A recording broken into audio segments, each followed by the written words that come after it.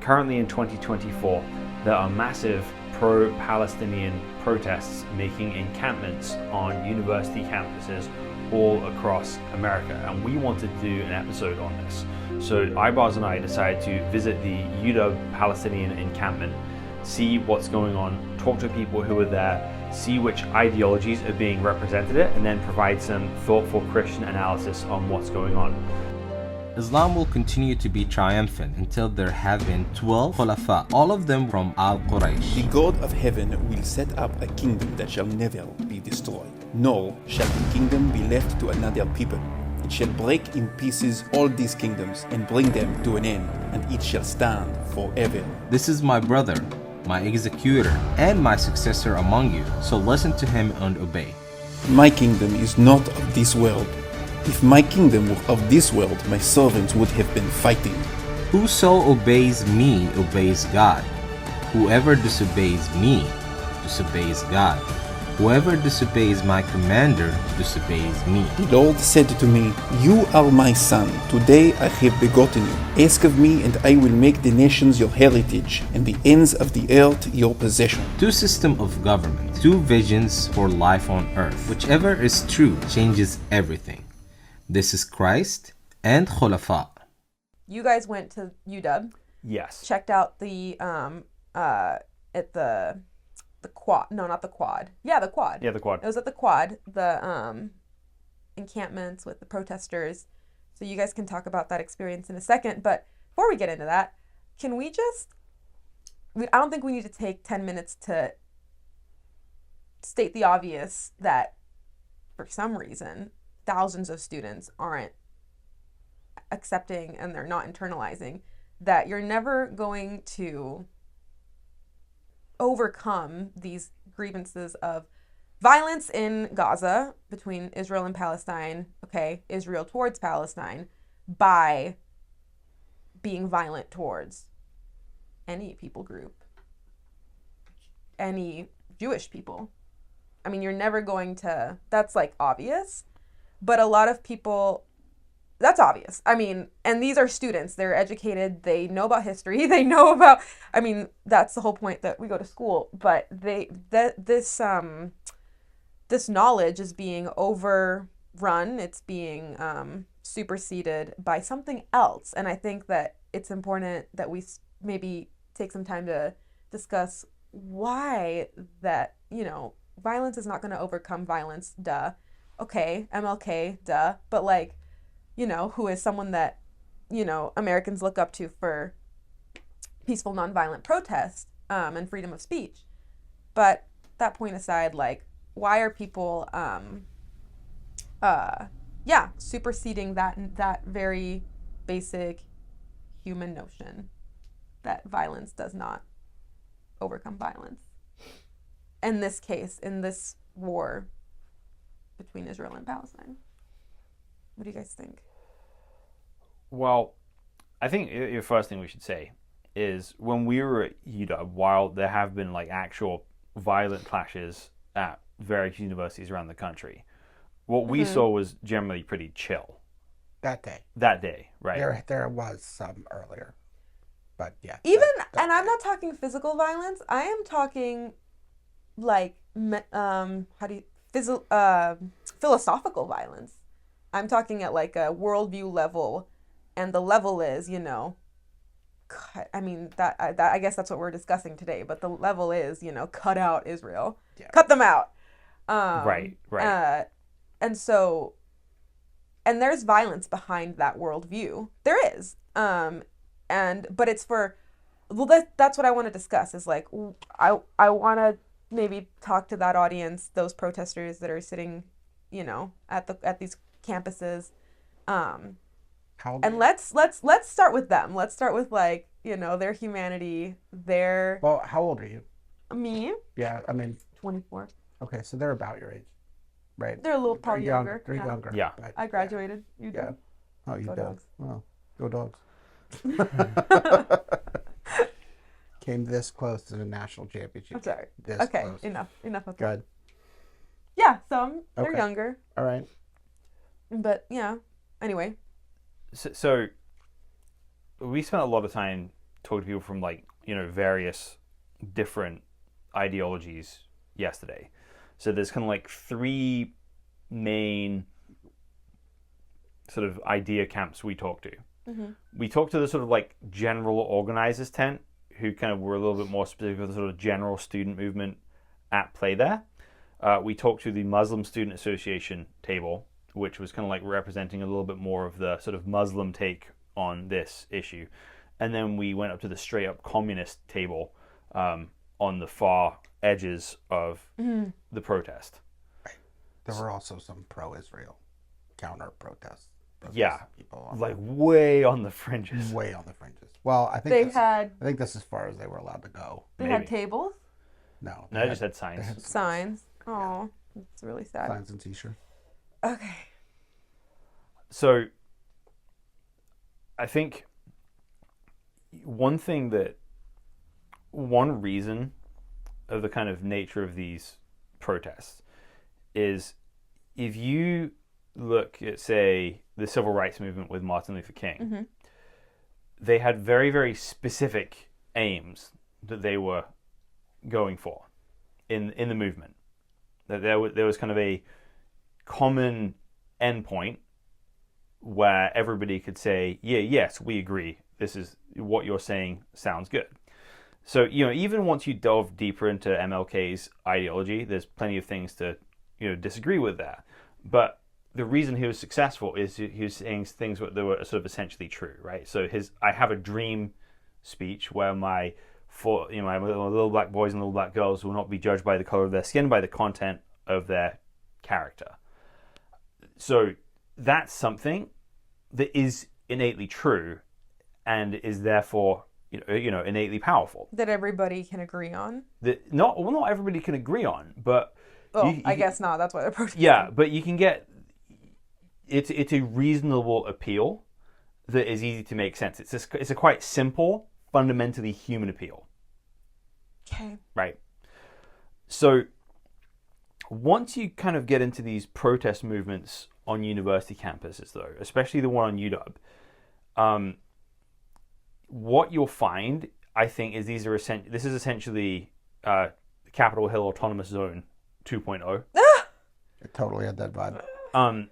In that, Flashbacks. it's taking a genuine concern of a lot of people. Like back then, it was the death of George Floyd and the way police treat black people in this country, and using that as a way to forward a lot of goals which most people would not connect to that. They took one issue and then put under that umbrella a whole ton of other grievances. Yes.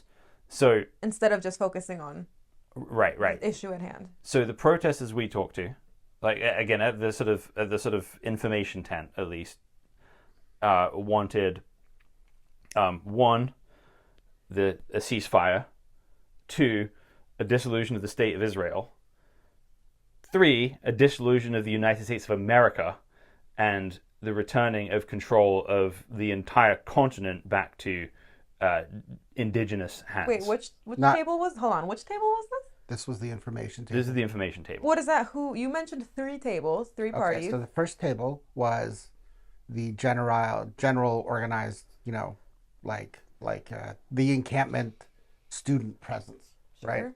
Second table was Uplift Dawa /MSA. /MSA, Okay. Muslim Student Association. Third one was the communist table. So what are you saying? So he's saying at the first table, when we were talking to the students who were at the the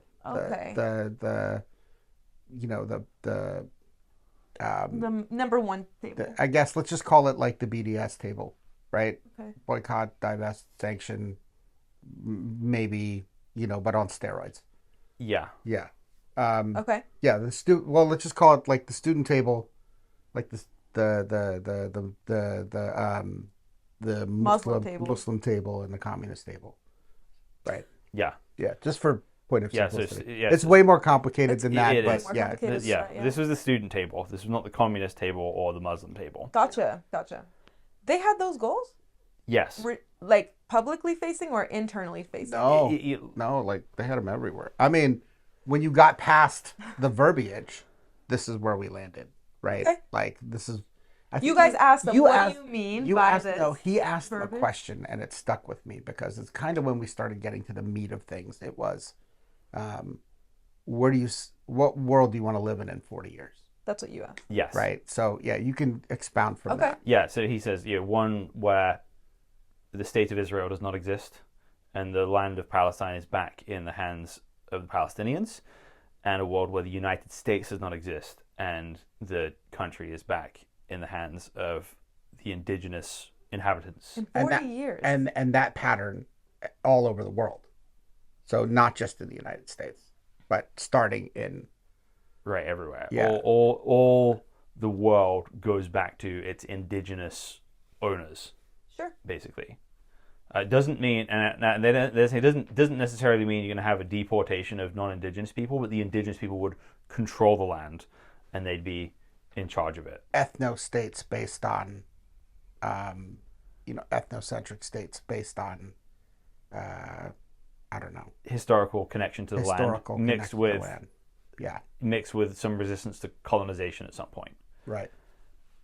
So they would consider, they would consider Native Americans, indigenous people. But if you're like German or something, you wouldn't be indigenous because there's no colonial power trying to, right, oppress you. Yeah. Although I don't know what they'd say about who should own Germany, but they're really talking about the West and right sort of colonial states. Right. Simple. Well, not simple, but straightforward. Straightforward, I guess. Yeah. And so, okay. So I think when you have that kind of all or nothing mentality, yeah, it inevitably puts you at some point in the path of violence. All or nothing mentality puts you in the path of violence. So these protesters don't just want, UW to divest from Boeing, which they do. They want the university to give its lands back to the Native Americans. Can we define this divest verbiage? So basically no money going into Israel or Boeing, no business dealings. Did you say cut off? Sure. But the divest is the word they use. The academic word. Yeah. No financial transactions between any organization that provides, how they view military support or technological investment. Or financial investment. Crazy. Or financial investment like hedge funds or, banking or whatever. Good luck getting grants to go to school.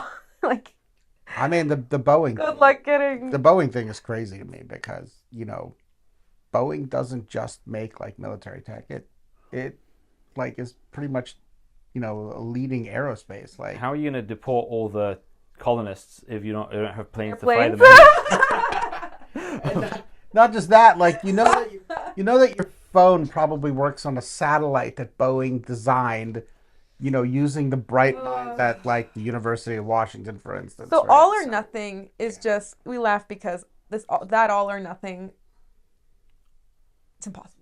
Well, it's not a. If we're gonna frame it in terms of all or nothing, right. Okay, Stalin,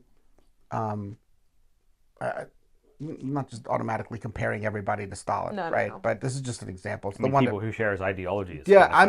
Stalin got rid of all of the Jews, including his doctor. Well, because of his doctor. Right? and then Stalin winds up, having a stroke, and his doctor is not as good of a doctor, and then the doctor, he's just taking a nap, right? So he dies because he's not getting treated. Right, because he's gotten rid of all, the whatever you want to say about the, Jewish people, in that regard, they're usually well educated. And so, if we look at that extreme, what I appreciated about the initial Princeton letter that we read at the beginning is they're saying we hear you, we hear that you're all or nothing. They're saying, unfortunately, we're not going to be able to do that as a university. We're not going to be able to give one group special leverage over everybody else. I did appreciate that. They're we're not going to be able to do that. Good way to frame it. Yeah, but they're saying we'll compromise. It sounded like they were willing, and what I mean when I say compromise is they are open to a dialogue and a negotiation kind of a spirit. And so I appreciate that. And I feel like that's kind of a really good place to start. Because some universities are just threatening the students and saying, get out, or, face the cons, whatever that, press jail and stuff. So I appreciate that. I feel like that's a really good starting point, which is, yeah.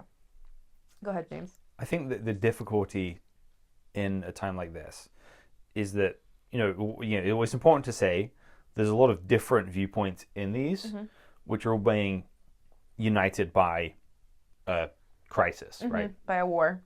So there's a big difference between somebody who's Palestinian or, connected to something like this and is, personally grieved by this and is personally feeling like loss and is looking for some way out of this situation for their, extended family or something.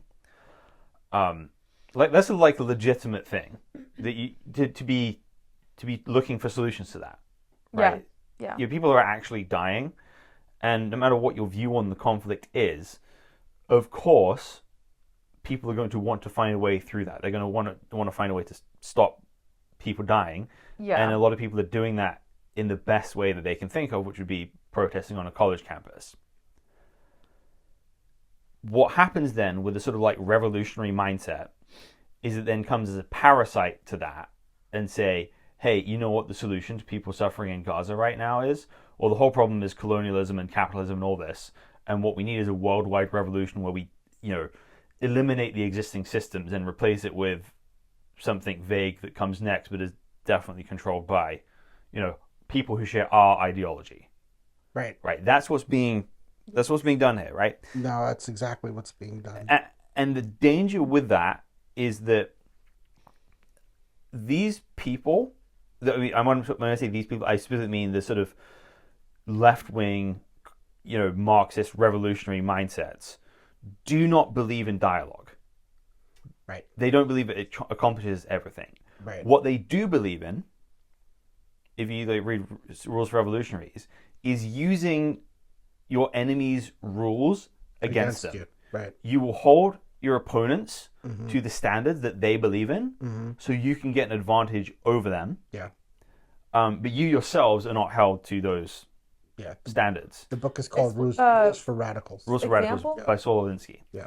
So, for example, right, if sort of Marxist revolutionary movement is dealing with a sort of liberal society, in the classical sense, that believes in freedom of expression, they will use that. You'll use freedom of expression in order to protect themselves. Right. They'll claim freedom of expression while suppressing it. Yeah, and they do believe in suppressing that. Right. They believe in suppressing anti-revolutionary activity. And an example of very tangibly at least at UW, you guys mentioned, was or I don't know if you guys mentioned it, no one wanted to talk. Well, people wanted to talk. They didn't want to talk on the record. And I think there's definitely an edge of when you're talking to somebody that we're definitely not part of the protest.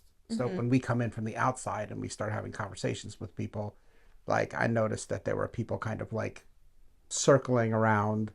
I don't know if they were checking in on the welfare, but they were checking in crazy with the people, visually, making sure, hopefully, that, they weren't assaulting them. But I think it was really strange because they would all look at each other before they answered, right? There was definitely we have to be very careful that we all answer in lockstep and unison. Yeah. Because I guess I read some stuff about if somebody else wanted to maybe say, okay, these weren't the words, but I am Jewish or something supporting Israel or Israel's right to exist, it would get erased. Well, so that has happened in some of it. We didn't witness that. Okay. We didn't see that, but we actually saw that the other way. What was the other way? Where somebody wrote, love Palestine, and somebody wrote over with like bomb Palestine. Bomb Palestine. So Gotcha. let's be clear: the left-wing ideologies were not the only poisonous ideologies that we Yeah, witnessed I mean, I just in this Gotcha. area. I right? felt like, there's just a cavalcade of unhelpful things to actually solving the problem. Like I didn't. Yeah, there was like a corner of the building in the quad where it says, piss on Zionists, and that's where everyone goes to pee. Right? Like that to me was heartbreaking. I don't automatically equate everybody To that. to that level. I don't know, I couldn't possibly say like, okay, it's 1:00, we're all gonna go pee in the corner. No, it's not. Like, but it's not like that. but it's in there, right? It's in there. And so, again, I think it's important to say that not everybody who is against Israel inherently hates Jews, but they are there. They are definitely Right. there, and I think that And that's part of the problem that you were saying, that people are meshing, are all under one umbrella. Yeah, and they was think re- it makes their position stronger, but it makes it weaker. It was actually really strange because in talking to those two students that we talked to at the tent, the student tent, it was this like strange mixture of like progressive, liberal ideas, and then also like communist ideas, and then like Islamic ideas, right? Like she at one point quoted the Hadith to us, and made it like it was very. I'm not be like saying it was nefarious. It was just the way that she slipped it in. If you hadn't read the Hadith, I wouldn't have known it was from that Hadith. It was from the Hadith. So the way that she slipped it in to kind of like marry it to this very like progressive, this is communist, this very communist idea that she was trying to like blend it into. It almost presented itself almost like a hybrid ideology. Yeah. And it 100% is. And there's been this hybrid mix of sort of Islam and progressivism that is uniquely attached itself to this issue, but is on the rise in the world in general. Now, to clarify though, the I would say the most limited and coherent ideology I actually heard in that protest was probably from the Muslim booth. Yeah, they were very clear and articulate. They're the ones more directly affected in all of this. But yes, but also I feel like they actually had the most reasonable. They had the most reasonable approach as well. Mm-hmm. Their approach was, we want to see the state of Israel eliminated. I mean, not that that's like reasonable, but like on a spectrum here, right? Coherent, I guess. But like, well, what do they want after that, right? They say it's up to them. We don't mind if it's a secular state which allows Muslims and Christians and Jews to live side by side. And we'd love that if it was a Muslim state, but we want that to happen in the right way. We don't want that to happen through the sword or through raiding. We want that to happen. I mean, I'll be honest with you though. That exists on a college campus. I don't think that exists like in the Middle East. I don't really see that. Like I don't think the state of Turkey would be like, oh, Palestine's secular. Because nobody's This is talking great, about Hamas. Yeah. Like Hamas, okay, if they're saying that like that's another Muslim point. state and nobody, In all of our conversations, why is everybody in not all of talking about in Hamas? all of our conversations and all of the artwork we saw and all of the signage we saw and everything else we saw, there was no mention of Hamas. There was no mention of October 7th. Who are your leaders? There was Who are your no Palestinian there was no leaders that are like gonna accomplish mention this? of any of those things. So And here's why. The left-wing revolutionary mindset believes in a simple equation that makes sense of the world. Oppressed and oppressor. right, The oppressors are the sinners, right, and the oppressed are the saints. Yep. And whatever the oppressed can do in Right. order to take steps against the oppressor is legitimate. Mm-hmm. But because the sort of left-wing ideologues, their ideology trumps everything, then they don't see the sort of Islamic core of a lot of these movements as a sort of serious ideological obstacle, right? They see this as a symptom of the oppressor equation they see like the world in. So I think they basically believe that once the Palestinians are freed from the colonialists, Hamas are nothing to worry about because this is an expression of an oppressed people striking out against an oppressor, right? So because they don't have an overarching... I wish that was true. That would be nice if it was that simple, but is not. Right. But that's the whole framework they view the world from. That's true. And so that's why in these protest movements you have this, the ends justify the means. Because why? Because we are the oppressed. We are in this struggle for liberation. And once we've completed our struggle for liberation, then the world can function as it should. As it naturally would. So in the course of our conversation with the students and even the Muslims, right, I got this sense that this is like a symptom of an existential crisis, right? Like there are these students, and they're like, I mean, the girl was like, I believe in judgment. I believe that there's going to be a judgment one day, right? The Muslim from the Muslim booth? No, from the student booth, but I think she was a Muslim. Oh, okay. And there was some like white guy with her who, was pretty much backing up everything she said. But this idea that there is going to be a judgment one day, and they feel like they have to do social justice in this life in order to, appease the wrath of the judgment, right? Like, I'm going to be held accountable for, doing or not doing, right? It's like the scales up there on the shelf, like that they're looking at it like my good deeds have to outweigh my bad deeds. And in order for me to, pass this final judgment, I have to have good deeds and work towards change and all this other stuff. And, once you kind of started pressing them on that, like, so once we got past this idea of, it's a political problem, you know what I mean? And you start getting into like, well, why are you here? Like, why are you doing this? You know what I mean? Because the, conversation comes up and they're like, well, we're failing our classes and, we really believe in this, which, I mean, don't even get me started on that. But, failing the classes well, thing? like nobody's making you fail your class, man. Like, go to class, come back, I don't know. Right? Like, it'll still be there. The booth will still be there. Somebody was sitting in it. But, it's this idea that they have to work towards, some stated goal of justice.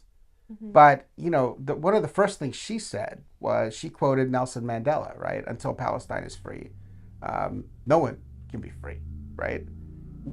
But, to that, you could totally say like, well, MLK was like a Zionist, right? Like, he wrote a letter to an anti-Zionist friend and stated why he supported, Israel. So, we can go tit for tat on ideology all day leaders long. And right, leaders but of the for movements. her and him, there was this like hole in them, and they were trying to like express that, I need to like kind of satisfy this idea that like wrath is coming, right, or judgment is coming. I guess that's what it is. Judgment is coming, right? And then I'm going to be judged, and in order for me to be judged, like, and pass judgment, I need to do these things. Yeah. And I found a similar correlation, right? So Islam is a lot like that, right? Where you're like, I'm going to be held accountable for what I do. And that's why Muslims strive for social justice. Right, so this was a theme that they were bringing up. You know what I mean? I'm not putting words in anyone's mouth. Right. They kept on bringing up social justice. They kept on bringing it up as a way to kind of like, redeem themselves. Yeah, like to redeem themselves, Well, right? So it's a very like works based. Like, I'm doing this, but they did really believe in it too. So it wasn't like I don't know, say 20 Hail Marys or do the prayer beads, you know what I mean, and you'll receive absolution. Yeah, in the intro to our podcast, it's like, when we stand up to those who oppress our communities, that is a form of jihad. And so those two ideas. Well done, by the way. That was really well done. I edit the podcast. I have it memorized. But those two ideas that you're describing are basically stated in that, and that's why they match. That's why they match together. That's actually a really good It's like point. people are never. That's why they match. And that's why a lot of Muslims, right. I mean, whether in these universities or even abroad, can get behind the social justice. I think it's easy to stay in a social justice, like in a university system, right? Where, you know, particularly in America, for instance, right? Like violence is not condoned. Just generally speaking, it has happened, but it's not condoned, right? Like, so if you were going to try and commit some form of violent jihad on a campus, right? Like it would be generally condemned and shut down. These things. Yeah. Right. So if you had like I don't know, like God forbid, a suicide bomber walk in and, you know, do something like that, in the name of jihad, I think the protests would go away. Oh yeah. Because the campuses would shut them down. Oh yeah. So to have this kind of I hope that does not happen. No, and you Pray know, that doesn't happen. right. I mean, may the Lord protect all, right? That'd be really from awful. violence like that. But the thing that you're, you know, kind of grappling with is this correlation between social justice, right, and jihad. Yeah. Yes. And the way that, you know, jihad in that context, a permissible they can marry themselves to definition each of other. jihad. And so here's why this is an easy, like, here's why this is an easy alliance for a lot of people.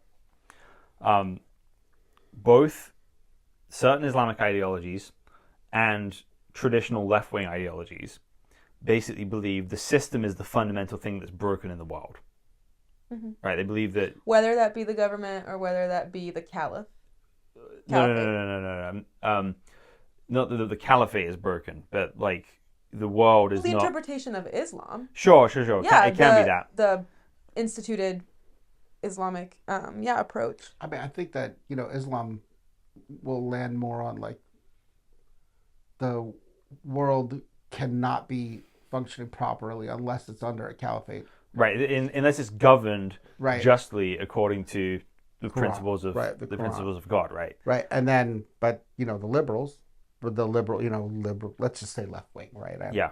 It's liberal is, you know, maybe like a touch point for some people, but Yeah. the left wing in its varying forms will kind of take the same tack, right? Like it has to come from the state.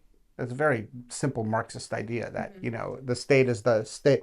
The state is the thing that is, you know, They believe power is, and like that kind of power is instrumental in being able to usher in a just and fair world.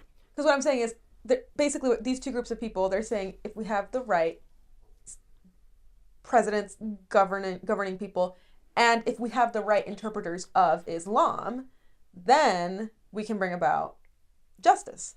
Yes. Now, when you get to the far left and then some movements within the Islamic world, they both meet on this idea that the way to get this world we want to get is to burn the existing one to the ground and then rebuild something different in its place. right. I mean, you know, in the 70s, there was far left groups like the Weather Underground who would set off bombs and post offices and stuff like that, like government buildings and stuff like that. And it's kind of weird because some of them are college professors now, but Gotcha. you know what I mean? It's didn't not know. like, no, it's true. And, you know, there are members of the Weather Underground who are like, you know, teaching in Chicago and some of these other big Sure. universities. Like they did their prison term and then they got hired as teachers. So, you know, it's Universities universities are a whole other I worked at one for 20 years. conundrum, They're really weird. And they're Conundrum. really like these irony. stew pots of like, well, you know, we're the ones who are the vanguards of thought. And it really, like, I worked at Princeton. I'm against It that, is yeah. the ivory tower. It is like the ivory tower in the ivory tower, right? Like, Universities, yeah, that's a whole other thing. yeah. So you know what you have in these settings is, you know, while the, you know, radical left and some of the sort of Islamic fringe movements And again, the Muslims we talked to were not part of that fringe movement. No, Right. To be clear, right? we're talking like who are we talking about? Let's talk about Hamas. Hamas, for example, right? Yeah, They're on that fringe movement. they started this whole thing. Yeah. So they and the left wing can agree that they want to burn everything to the ground and rebuild it from the ground up. Mm-hmm. But so until that point, they share a goal and they're easy, companion pieces. Mm-hmm. It's in the rebuilding that the clash will then happen, because the revolution always eats itself. Every single time you have a revolution, it doesn't produce the peaceful and just world people want.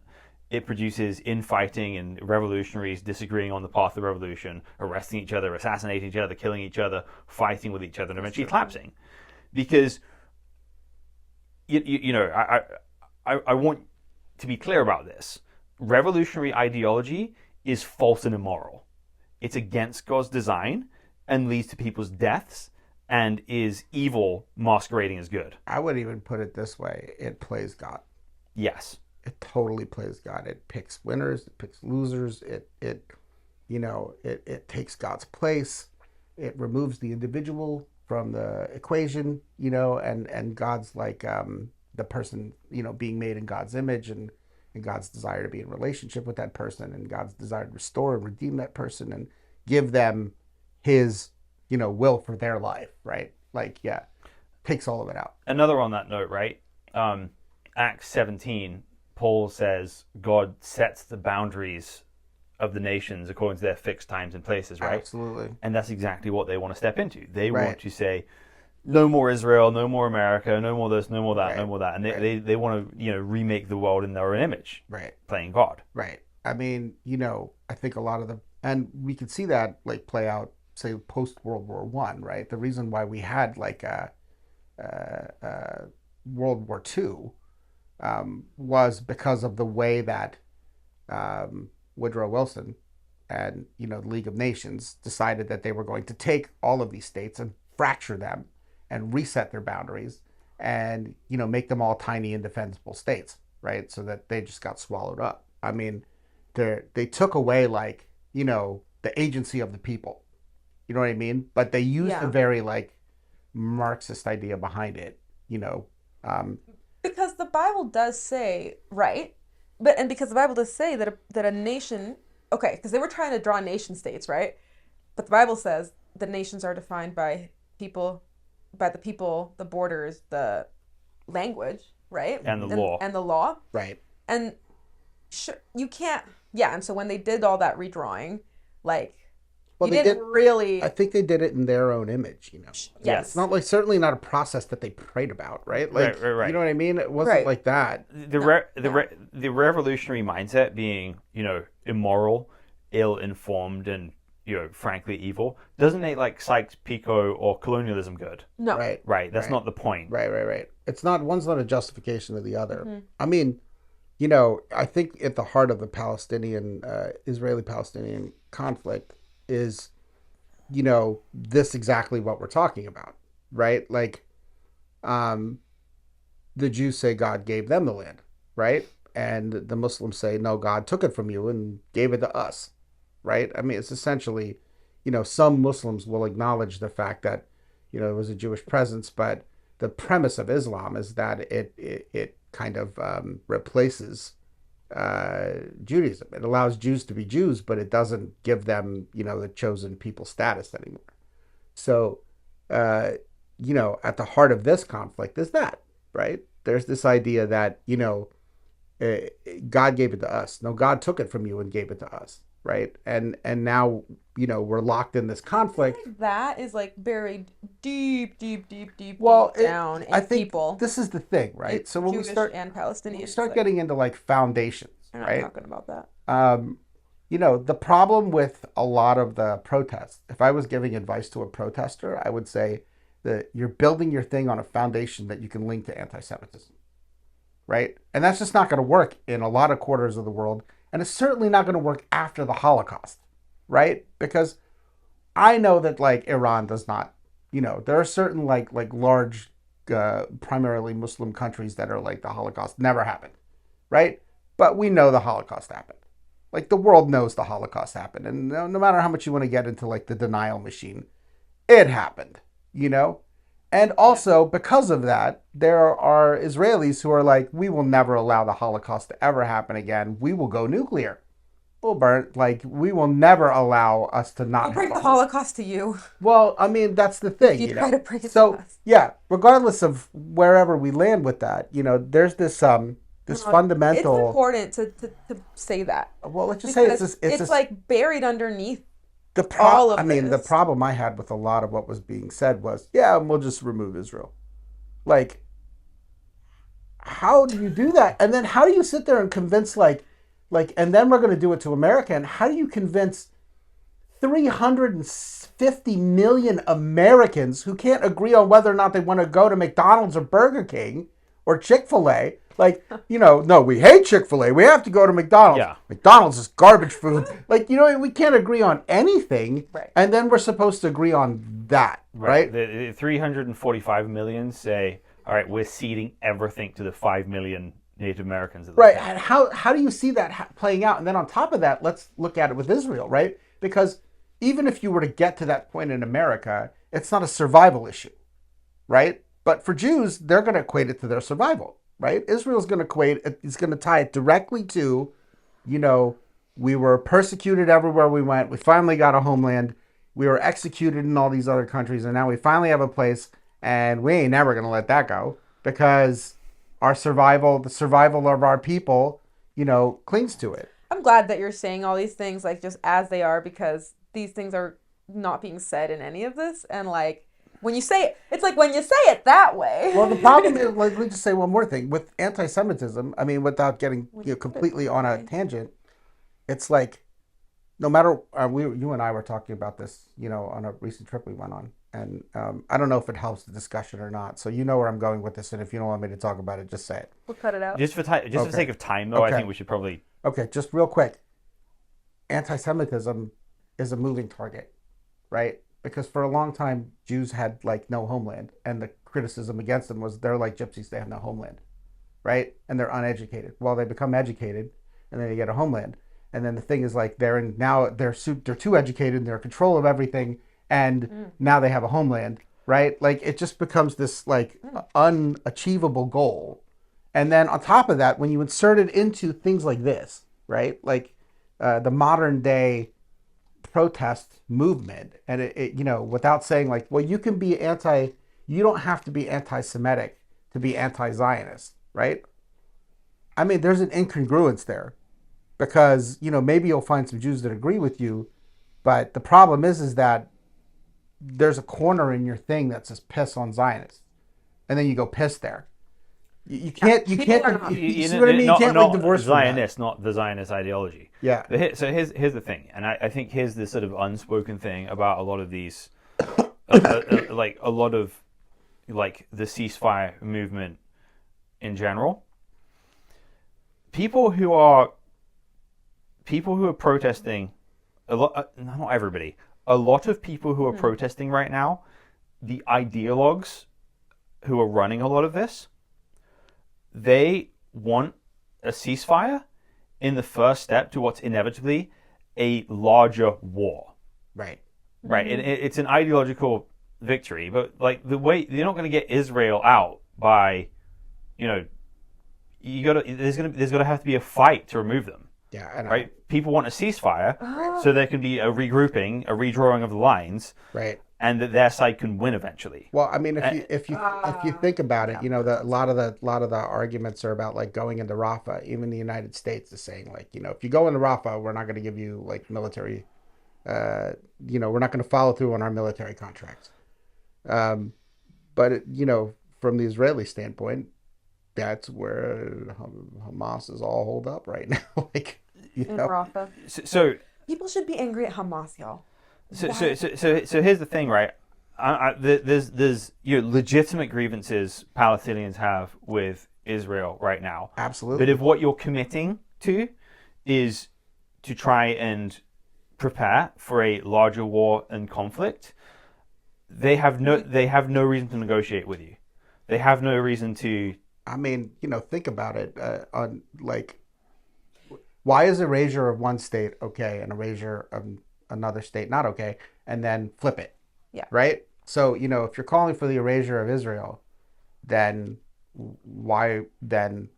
What are your grounds? Well, just to say, in the spirit of war, wouldn't it be okay for them to call for the erasure of you? Like, but right, it's a double. It's a double standard. And we're saying that's not the answer. No. Like for either party. Right. Right. Like that's not where we should land as believers. That's not where those the Palestinians should land. That's not where the Israelis should land. Like, and as believers, we're totally like, that's not where that's not the answer. Right. So we need to start moving into the sort of like Christian application of this. Mm-hmm. And I think the first step is, as Christians, we should not commit ourselves to foolish and immoral ideologies, right? And sort of revolutionary Marxism is a foolish and immoral ideology which is against the Word of God. Can I just say something? Like, we were on the outset, and I told you, it's kind of a joke, but it was like, in the middle, there's this Israeli-Palestinian conflict in this very encampment. And then on the end is the communist guy, right? And I just felt like, gosh, and I say this unabashedly, the devil is just hanging out on the outskirts going, okay, and then I have the answer, right? Like, Yeah. Yeah. So that's like first off. But then it's not enough. I'd make the argument that partly why these revolution movements are so successful is because Christians have left a vacuum here. That's a very good point. I saw two. That's a valid. I saw two types of people at this protest. I saw people, no Palestinians, but I saw people who were clearly genuinely hurting, who were clearly genuinely feeling pain from this, right? And then you had, random college students LARPing revolution, who are then Explain LARPing. live action role playing, Right. Pretending to be something else, who have not suffered in the same way, Right. who are then feeding these academic revolutionary ideas as a solution to people's real pain. Yeah. Right? And we can't simply blame the revolutionaries if we are not there in people's lives to help people deal with their pain. Right? We have to actually show up in the world in order to proclaim Jesus and to speak the things of God which actually have a path to peace within them. Yeah. Right? These revolutionary ideas do not. Which I would say that going back to the Princeton letter, they not have anything to do with Christianity, but that those principles, I can agree, like, because they were saying, listen to your neighbor's pain. They were saying, like, listen to it, look it in the eye, don't ignore it. And they were at the same time saying, look, you guys are being really unreasonable. Like, this is not a path, this violent path is not going to pan out. And but they're saying, they're saying have a dialogue. They're saying have a dialogue. Yes. The difficult situation Princeton is because the faculty of Princeton in a lot of ways shares ideology with its protesters, but it's still in this shell of this sort of Christian culture. Mm-hmm. So it has this sort of Christian framework without the Christian core, and the protesters are saying, the protesters are kind of appealing to things that like these university faculties find compelling because they have no foundation to stand on.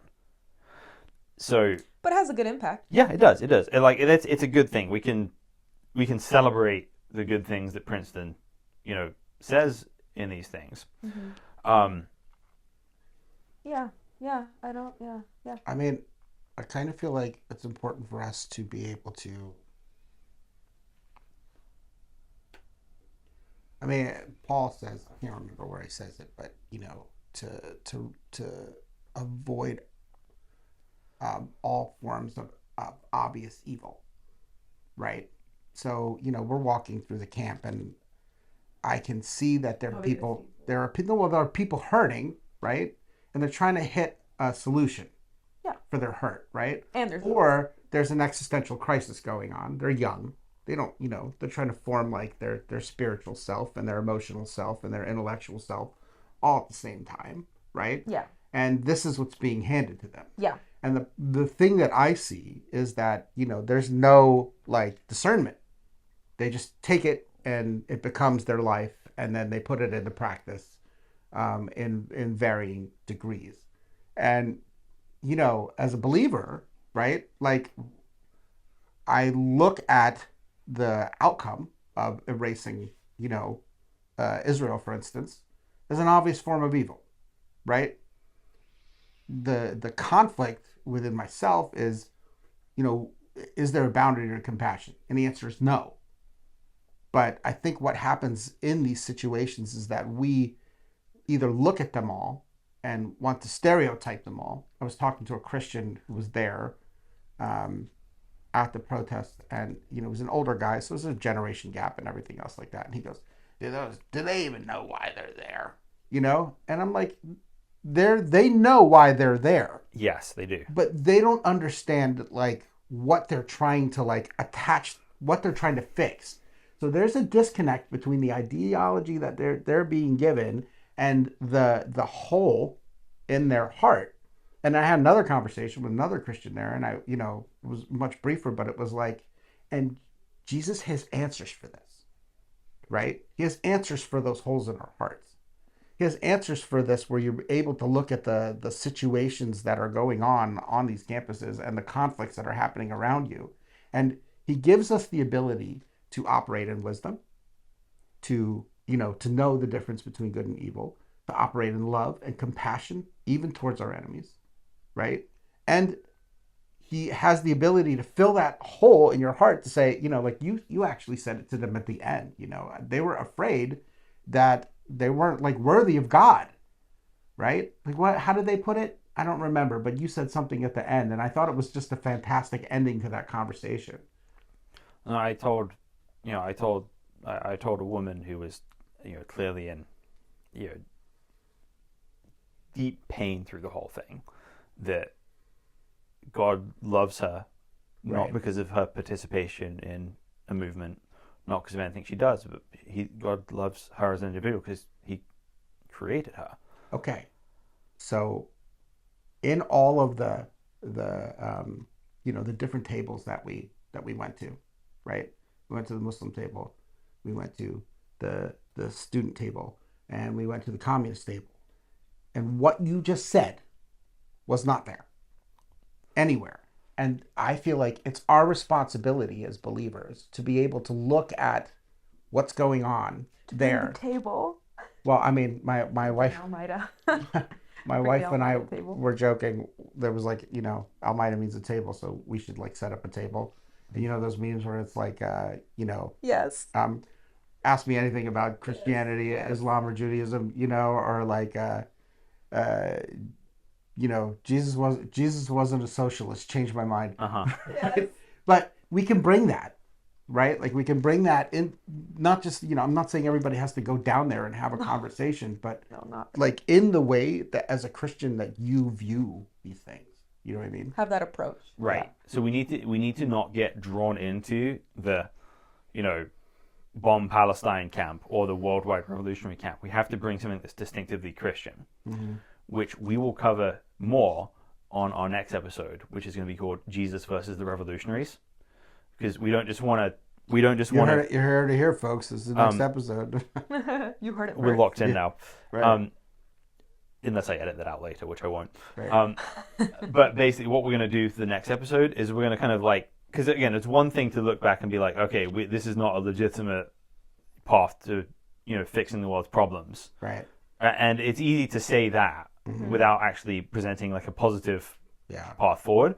So this is kind of like, this is what we think is, wrong with this. And then next week we'll get into, okay, what do you actually do proactively, right? We don't need to be armchair critics. We want to show the biblical way of actually moving forward in the world in a way that makes the world better for everybody, your friends, your enemies, Israelis and Palestinians.